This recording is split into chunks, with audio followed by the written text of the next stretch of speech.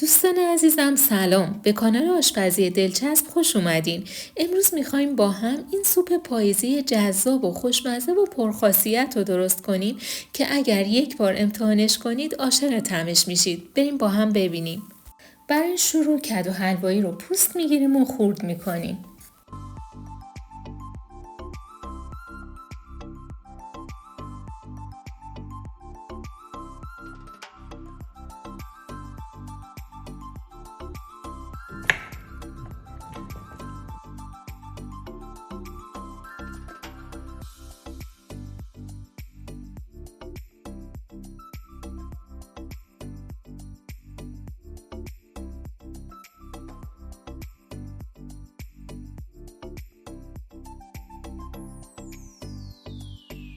کدوها رو خورد میکنیم. ابعادش هم زیاد مهم نیست چون نهایتاً همه رو پوره میکنیم، ولی اگر قطعاتش کوچیک‌تر باشه سریع‌تر میپزه.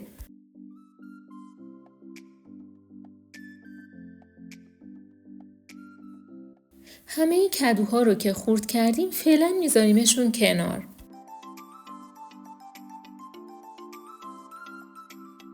کدو حلوایی رو که خورد کردیم 2 تا پیاز و خلالی خورد میکنیم.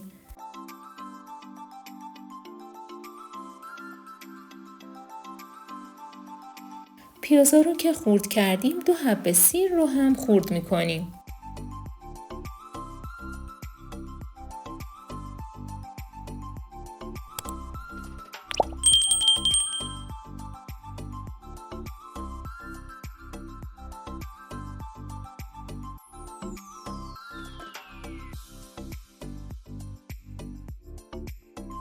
مقداری روغن در تابه میریزیم، حدود 3-4 قاشق غذاخوری، و اجازه میدیم که داغ بشه. بعد پیاز رو اضافه میکنیم و تفت میدیم تا سبک و کمی طلایی بشه. نمیخوایم پیاز رو سرخ کنیم، همین که یه مقدار سبک بشه کافیه.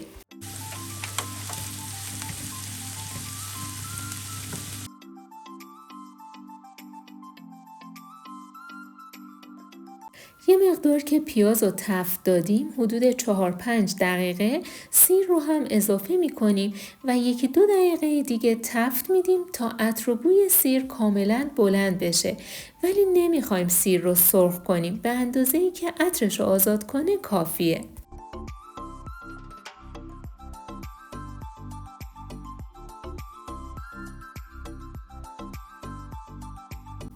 یه مقدار که پیاز و سیر رو تفت دادیم، مجموعاً حدود 6-7 دقیقه کدو حلوایی رو هم اضافه می‌کنیم و تفت میدیم.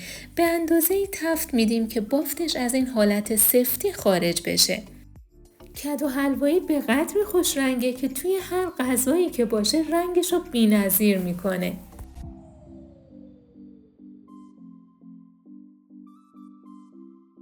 حالا به اندازه نصف قاشق چایخوری جوز هندی و نصف قاشق چایخوری فلفل سیاه و 1 قاشق چایخوری نمک اضافه می کنیم، ولی امکان داره نمک بیشتری لازم داشته باشه، چون کدو حلوایی یه مقدار طعم شیرین داره. معمولا نمک بیشتری لازم هست که اضافه کنیم.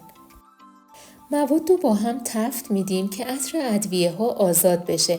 اگر مایل باشید میتونید فلفل قرمز هم اضافه کنید. من یه مقدار فلفل قرمز هم اضافه میکنم.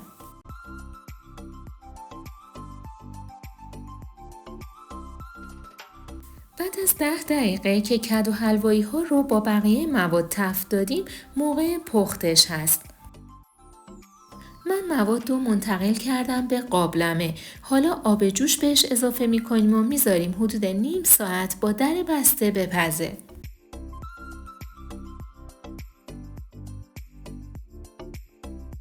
بعد از نیم ساعت کدوها کاملا پختن و حالا کدوها رو پوره میکنیم.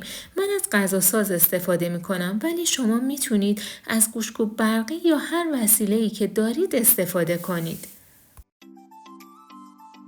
لطفاً اگر تا اینجای ویدیو رو دوست داشتید لایکش کنید و نظراتتون رو برام کامنت کنید. همه کدوها رو که پوره کردیم مجدداً داخل قابلمه میریزیم و الان میخوایم شیر بهش اضافه کنیم.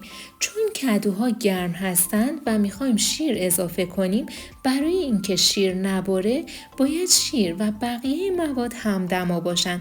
پس من یه مقدار شیر رو گرم میکنم و بعد اضافه میکنم. برای همه سوپ هایی که شیر دارن باید شیر با بقیه مواد همدما باشه که نبره.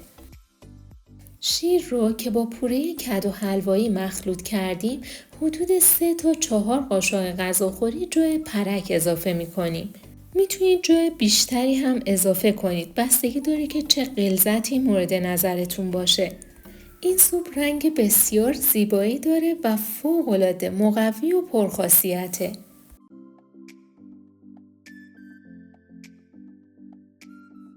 حالا نمکش رو میچشیم و اگر نمک لازم داشت اضافه میکنیم. من یه مقدار نمک اضافه میکنم. توی این مرحله اجازه میدیم 15 دقیقه دیگه بجوشه و جا بیفته. اواخر پخت میتونید جعفری خرد شده هم به سوپ اضافه کنید، ولی من ترجیح میدم رنگ زیباشو همینجوری حفظ کنه. بعد از 15 دقیقه سوپ خوشمزه ما آماده است. توی ظرف سرو میکشیم و با جعفری خرد شده تزیین میکنیم. سوپ بی نهایت خوشمزه ما آماده شده. این سوپ بسیار خوشرنگ و جذاب و خیلی مقوی و پرخاصیته. امیدوارم شما هم این سوپ خوشمزه رو دوست داشته باشید و درست کنید. نوش جونتون.